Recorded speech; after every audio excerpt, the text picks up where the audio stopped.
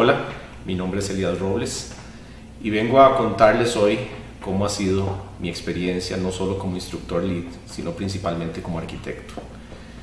Desde muy pequeño yo sabía lo que quería hacer y para los que me conocen saben que mi regalo de graduación de sexto grado por parte de mis padres fue una mesa de dibujo. En esa mesa de dibujo empecé a poner mis ideas, inclusive a hacer pequeñas distribuciones de casas. Empecé a pensar cómo podíamos poner estas pequeñas casitas por todo el entorno, por las ciudades. Y así seguí hasta que me llegué a convertir en arquitecto, no sin antes haber pasado a ser dibujante ya desde el segundo año de colegio.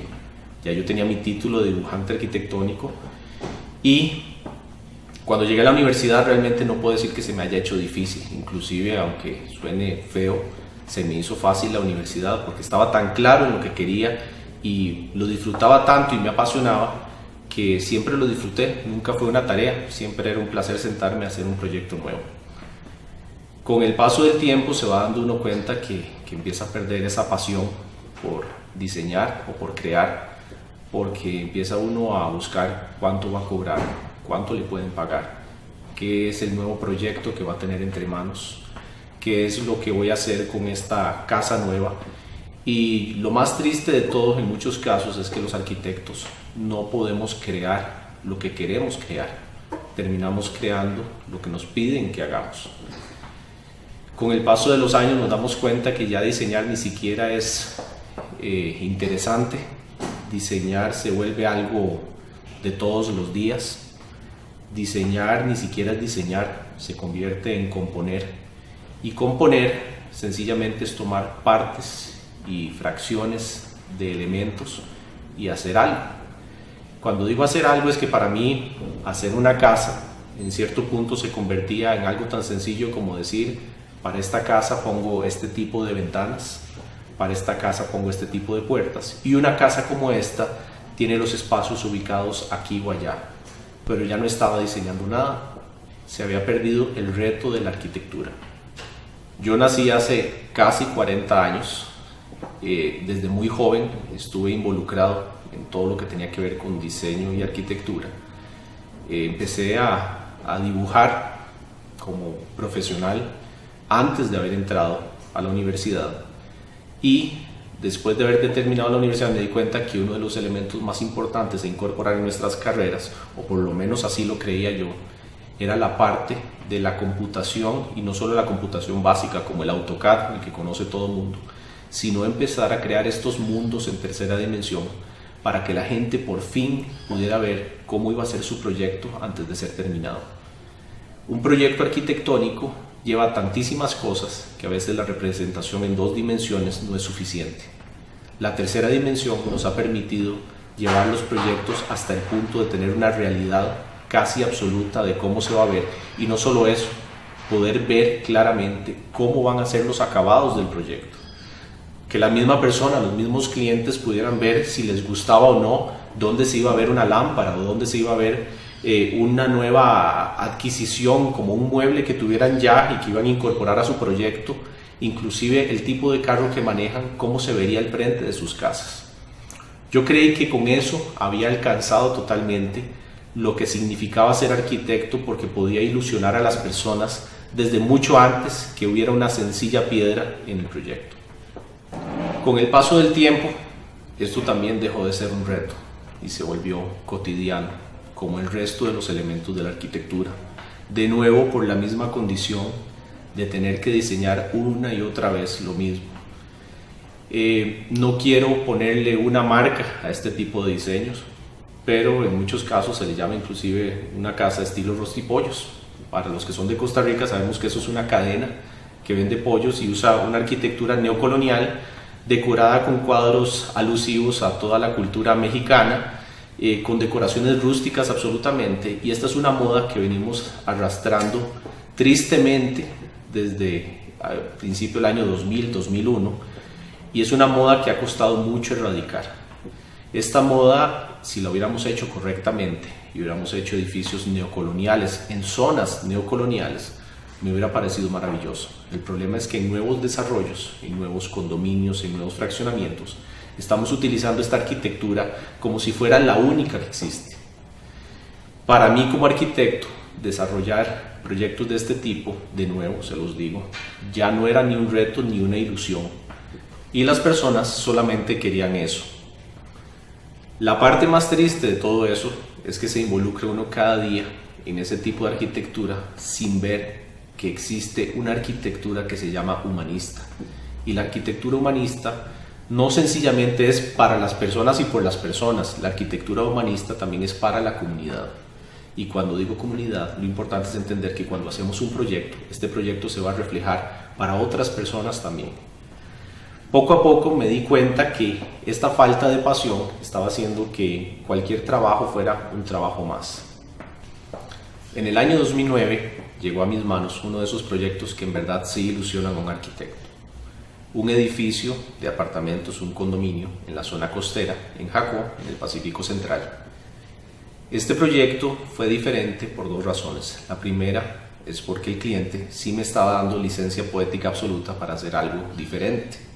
Ya por sí solo eso lo hacía muy interesante. La segunda fue que me dijo, el proyecto debe de ser certificado LEED. Yo no quise preguntar mucho en ese momento qué era LEED, casi que le hice creer que sí entendía de qué se trataba, pero no sabía nada absolutamente de qué era la certificación LEED.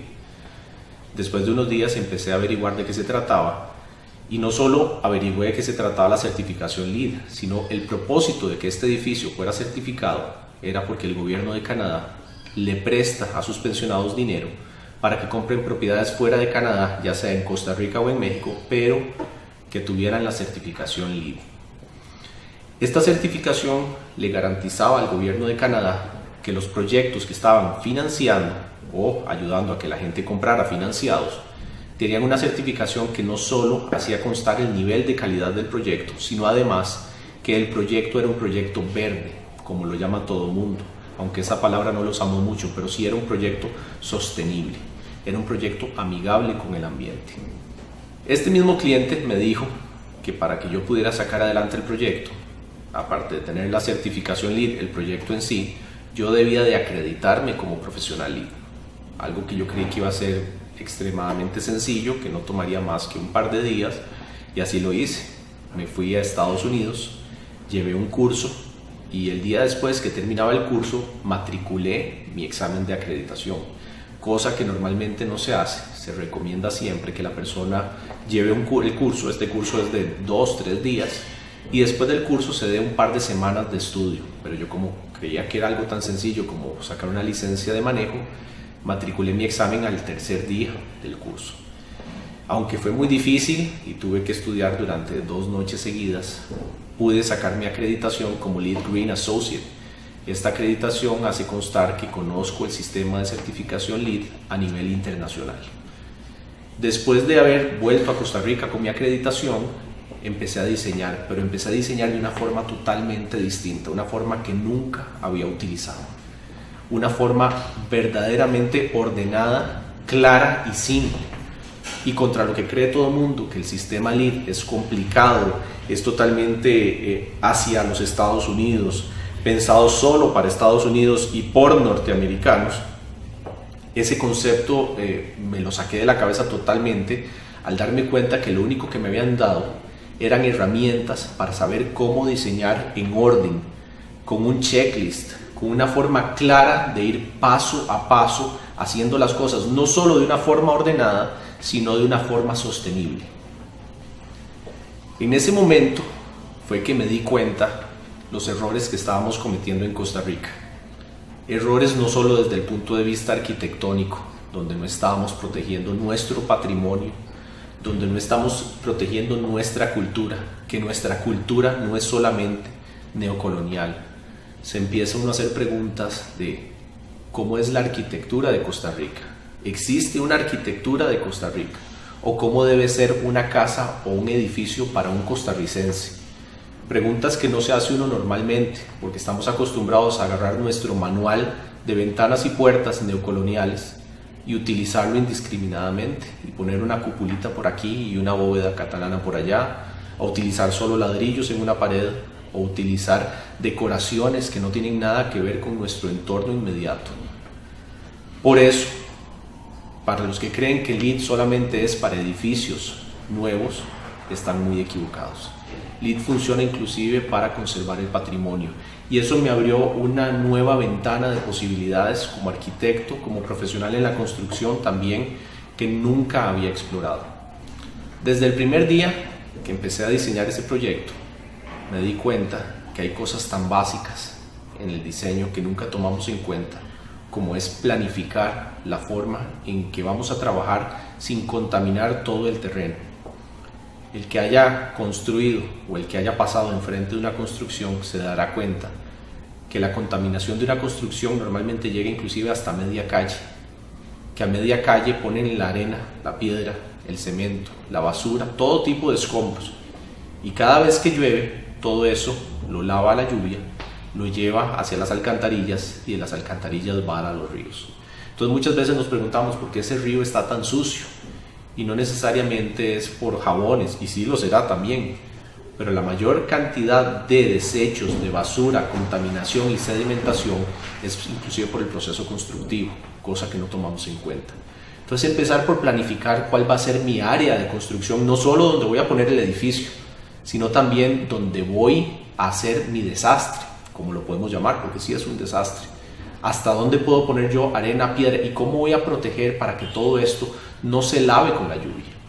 Cosas tan pequeñas como esas me hicieron empezar a diseñar de una forma tan ordenada que ya no había secretos, ya no había nada oculto, ya no habían esas cosas que lo levantan a uno a medianoche y dice: se me olvidó esto, se me olvidó aquello, ¿cómo no puse esto? ¿Cómo no puse aquello?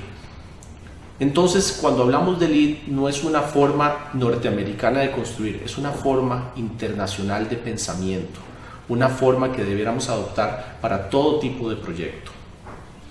Como arquitecto, en mi carrera profesional, me pude dar cuenta que LEED no solamente tenía que ver con lo que era diseño y construcción. Lo más importante que he alcanzado con LEED es poder enseñarle a otras personas que hay formas correctas de hacer las cosas, que hay formas inteligentes de hacer las cosas y sobre todo formas sostenibles. Muchas personas dirán, bueno, ¿es sostenible o sustentable? Depende. En muchos países se entiende sostenible, como en Costa Rica. En los países del sur es sustentable, así que aunque las dos cosas tienen definiciones distintas, al final de cuentas es lo mismo. Para que sepan que depende de dónde estén, pueden usar la palabra. Pero en mi carrera, desde el punto de vista sostenible, me di cuenta que yo podía aportarle al planeta algo, sobre todo cuando el campo del diseño y la construcción son los contribuyentes al 35 o 40% de toda la contaminación. Entonces, si como profesionales estamos aportando formas de enseñarle a otras personas cómo reducir esa contaminación, estamos ayudando al mundo. Como profesional en arquitectura, una de las cosas que más me apasiona es enseñar. Yo enseño en la Universidad Autónoma de Centroamérica desde hace más de 8 años varios cursos de diseño, y me parecía increíble que al día de hoy no se le hubiera enseñado a los alumnos nada acerca de sostenibilidad. Y cuando digo nada es que nunca vi un proyecto de un alumno que incluyera ninguno de los elementos básicos de sostenibilidad.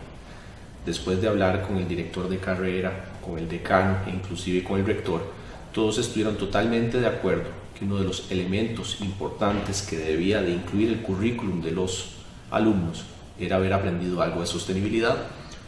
Así fue como empezamos a conectarnos con el Everblue Institute de Estados Unidos, quienes son los desarrolladores de un programa muy interesante y que fue con los que yo aprendí todo acerca de LEED y con los que yo pasé mi curso de acreditación, y logramos un convenio donde enseñaríamos en español por primera vez en Latinoamérica de parte de Everblue todo acerca de LEED, principalmente la parte de acreditación de LEED Green Associate y LEED AP, que es Accredited Professional. Logramos un convenio que está vigente todavía y donde enseñamos estos cursos por lo menos 2 veces por cuatrimestre, y no solamente los cursos especializados. Hemos empezado a incorporar en nuestras clases de diseño todos los elementos. Al día de hoy, si un alumno quiere que su proyecto sea aprobado por el profesor, tiene que demostrar que el proyecto es certificable. Tiene que demostrar por medio de documentación y no solamente el diseño que su proyecto ha sido realizado de la forma correcta. y no solamente que se vea bonito, no solamente que sea funcional, sino que todos sus elementos son sostenibles. Esto muchos creerían que dificulta mucho más la carrera de arquitectura, y no, por el contrario, tengo muchos alumnos muy contentos de saber que el día que salgan a la calle van a tener una herramienta adicional en cualquier proyecto que hagan. Devolviéndome al momento en que yo creía que lo máximo que podíamos lograr en arquitectura era poder mostrarle a nuestros clientes los proyectos en tercera dimensión, es que pude conectar eso con lo más importante del desarrollo de un proyecto sostenible, y es la colaboración entre profesionales. Hoy día es muy importante que todo proyecto se diseñe en 3D para que todas las personas involucradas entiendan qué está sucediendo dentro del proyecto. La práctica más común anteriormente era que el arquitecto diseñaba y después de un gran tiempo y que el mismo dueño le hubiera aprobado el proyecto, el ingeniero se involucrara, digamos, el ingeniero civil o el ingeniero estructural, y más adelante el ingeniero electromecánico, tal vez de la mano con el ingeniero eléctrico, y el proyecto se iba desarrollando en una fase detrás de la otra. Estas fases normalmente estaban llenas de contradicciones y de errores, como por poner un ejemplo, si el arquitecto decidía cambiar una puerta o una ventana de lugar, tal vez el ingeniero estructural no se llegaba a dar cuenta, y mucho menos el ingeniero electromecánico. Entonces eso nos llevaba a tener muchos errores en los planos finales, porque cada quien hacía su parte por aparte. Al final teníamos un juego de planos que era una sección cada uno de sus planos sin revisar que de veras estuvieran en acuerdo unos contra otros. Hoy día, dentro del sistema LEED, se debe de trabajar lo que se llama el sistema integrado de proyectos, donde todos participan desde el principio en el proyecto por medio de un modelo en tercera dimensión. Muchos dirán, ¿esto qué tiene que ver con sostenibilidad? Tiene muchísimo que ver. Entre menos errores, menos demoliciones. Y así lo puedo resumir. Es uno de los elementos más importantes, la colaboración. Debido a esto, es que para mí hoy día se ha reducido dramáticamente la cantidad de sorpresas que nos encontramos durante el proyecto. Ya no tengo esas llamadas de la gente que instala el aire acondicionado diciéndome que no pueden pasar su ductería por algún lugar donde originalmente estaba previsto, pero como cambiaron los planos estructurales, ya no tienen por dónde pasarla. Esas cosas se han ido terminando poco a poco, porque hoy día nos comunicamos todos los profesionales que estamos involucrados en el proyecto, y cualquier cambio que haga uno de los profesionales lo verá reflejado el resto en este modelo BIM, que es el Building Integration Module. Y este sistema nos permite ver en tiempo real cualquier modificación que se le haga al proyecto. Esto permite que el juego final de planos sea uno solo, hecho por muchas personas. Otra de las formas en que esto ha cambiado, no solamente mi carrera, sino también mi vida, es que he podido enseñarle a muchas personas en muchas partes de América, incluyendo Argentina, México, Panamá, por poner un ejemplo, y donde me doy cuenta que el caso de la enseñanza es el mismo exactamente en todos los países. Nada cambia. Le seguimos enseñando a los alumnos cómo hacer edificios funcionales y ojalá bonitos, pero no les estamos enseñando cómo hacerlos de la forma correcta. Y me empiezo a dar cuenta que esto sucede a nivel mundial, donde si no adoptamos un sistema como LEED, podemos empezar a enfrentar problemas más grandes, no solamente de gastos, sino desde el punto de vista ambiental. Justamente en una conferencia en Buenos Aires, yo le estaba diciendo a los alumnos que estaban presentes que muchas veces debiéramos pensar muchas veces no, todas las veces debiéramos pensar en que nuestros edificios sean certificables, aunque no los vayamos a certificar. Y aunque ahí estaba presente el director del Green Building Council de Argentina, él estaba de acuerdo conmigo, que la certificación es el paso final para hacer constar que el edificio es lo que decimos que es. Pero principalmente el edificio debe ser certificable porque es un asunto de conciencia de cada una de las personas involucradas en el desarrollo de él. Y de conciencia no solo de haberle hecho un bien al planeta, no es solo el planeta involucrado. Estamos hablando de las personas. Cuando trabajamos en un sistema LEED, estamos pensando en que más del 80% de las personas que están en esa casa o edificio deben de estar contentas con la sensación térmica, deben de estar contentas con la iluminación, deben de estar inclusive protegidos de no estar respirando compuestos volátiles orgánicos, que son estos que hacen que las cosas huelan rico. Cuando huelen a nuevo, aunque huele muy rico y huele a nuevo, todo esto es dañino, esto inclusive es cancerígeno. Por eso empezamos a buscar productos y materiales que nos garanticen que nuestro proyecto también está siendo saludable. Hay casos muy interesantes como es el de Panamá, donde las personas que tengan tiempo de no haber ido o los que no han ido nunca pueden llevarse una grata sorpresa al encontrarse una ciudad que pareciera más bien oriental, pareciera Bangkok, pareciera Hong Kong. La cantidad de edificios es abrumadora, pero con una parte triste. En el caso de Panamá hay muchísimos edificios que están vacíos, edificios que se diseñaron y se construyeron solo para estar ahí, con razones que no se conocen, pero son edificios que también tienen un peso en la huella ambiental. Y si no se empieza a planificar de una forma correcta qué hacer o cómo poner a la ley a funcionar a favor del planeta, estos edificios van a causar más problemas que los beneficios que están causando actualmente. En el caso de Costa Rica específicamente, hace 2 años, en el año 2012, apareció un nuevo sistema de calificación que se llama RESET, presentado por el Instituto de Arquitectura Tropical, y supuestamente este RESET era una norma diseñada en Costa Rica para ser aplicada en Costa Rica. Después de haberla estudiado, me di cuenta que RESET no era otra cosa más que el mismo LEED, y de hecho, por muchas situaciones que pudimos revisar, es una derivación absoluta del LEED, completa. Se le agregaron algunos elementos un poco más nacionales, pero a diferencia de los creadores, me di cuenta que esta norma, al tratar de hacer un invento nacional, no era otra cosa más que una copia.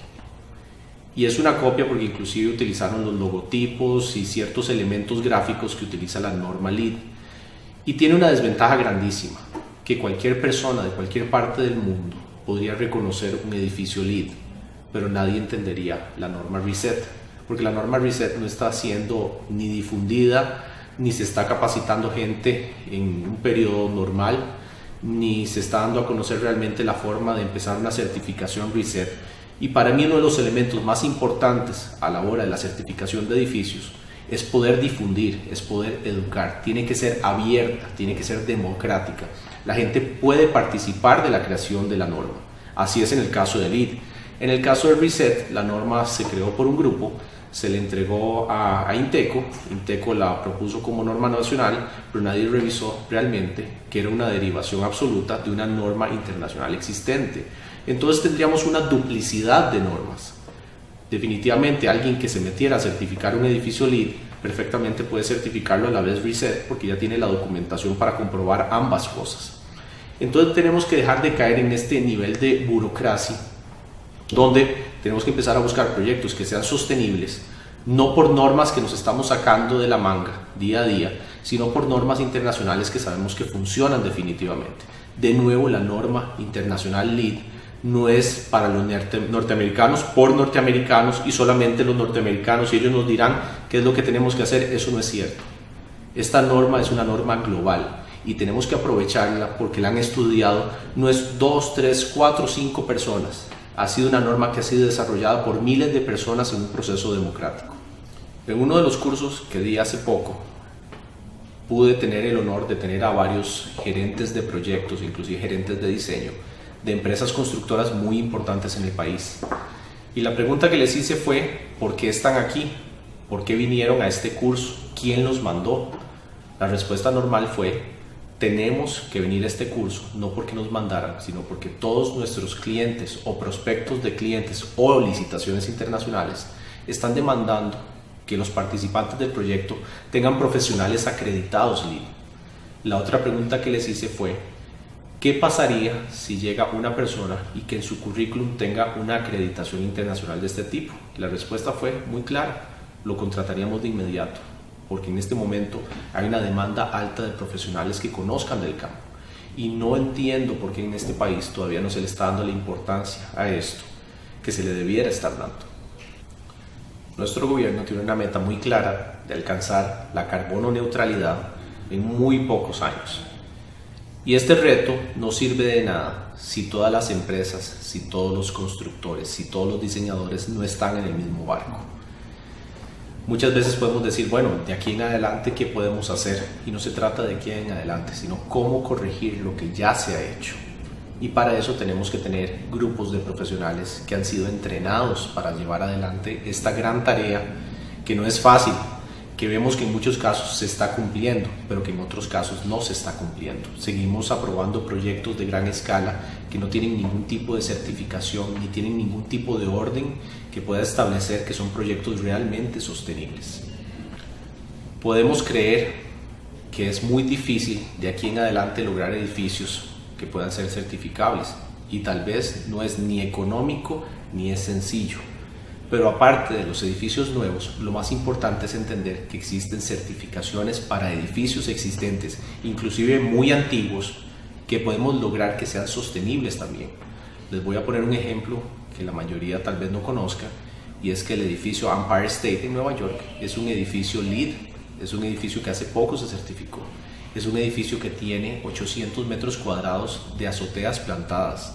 Es un edificio que está de nuevo atrayendo especies de pájaros que ya no se veían en esa zona. Todo este tipo de arreglos que se le hicieron al edificio están contribuyendo no solamente al planeta, están contribuyendo a la economía. Pueden haber datos reales y existen de cuánta electricidad se está ahorrando el edificio y con esa electricidad cuántas casas, apartamentos o edificios adicionales podrían estar siendo iluminados o podrían trabajar correctamente. Así que en el caso de Costa Rica específicamente, podemos enfocarnos muy bien en lo existente, no necesariamente en lo nuevo. Y en lo existente es en todos estos edificios que vemos por todo San José Centro, donde inclusive están vacíos. ¿Cómo podemos transformarlos? ¿Cómo podemos ponerlos a trabajar de nuevo? ¿Cómo pueden ser esos edificios miembros de una comunidad sostenible? Todo esto es posible, todo se puede realizar. Necesitamos más de la apertura del gobierno, necesitamos enseñar más y todas las universidades debieran tomar muy clara iniciativa de cómo lograrlo. Debiera ser casi mandatorio que las universidades dentro de su currículum enseñaran a las personas cómo ser parte de una comunidad sostenible, cómo ser sostenibles individualmente y cómo cada profesional puede aportar a esta necesidad que tiene el planeta contra el cambio climático. Muchos de ustedes que están viendo esta exposición se harán la pregunta, ¿qué tengo que ver yo con esto? Muchos de ustedes tal vez no estén en el campo de la construcción, pero les puedo decir que yo he tenido como alumnos corredores de bienes raíces, he tenido administradores de empresas, he tenido abogados, he tenido gente de todos los campos y todas personas que han participado del curso saben muy bien que al finalizar ya tienen una meta clara de cómo pueden aportar ellos en su campo. En el campo de la construcción específicamente necesitamos además de todo tipo de profesionales. Así que no dejen esto como algo que pudiera funcionar o no funcionar. Les aseguro que funciona. Les aseguro que el campo de la sostenibilidad es para todos. Y si cada uno de ustedes aporta algo a este planeta, por lo menos podrán quedar con la conciencia un poco más tranquila de que no están causando mayor daño. Y eso es lo más importante. Quiero agradecerles el haberme escuchado, porque considero que es importante que todos ustedes se involucren y que se involucren no solamente como profesionales, sino como personas en este objetivo, que es contrarrestar el cambio climático. Para los que no creen en este cambio climático, los invito a ver los datos científicos, no los datos políticos. Al final de esta presentación aparecerá mi información completa, mi correo electrónico y teléfono, y quedo a su disposición para cualquier consulta o si ustedes quieren también unirse a todo esto que es un movimiento global con respecto a la sostenibilidad. Todos ustedes pueden ayudar, así que los invito a buscar más información y sobre todo a comprometerse. Muchas gracias.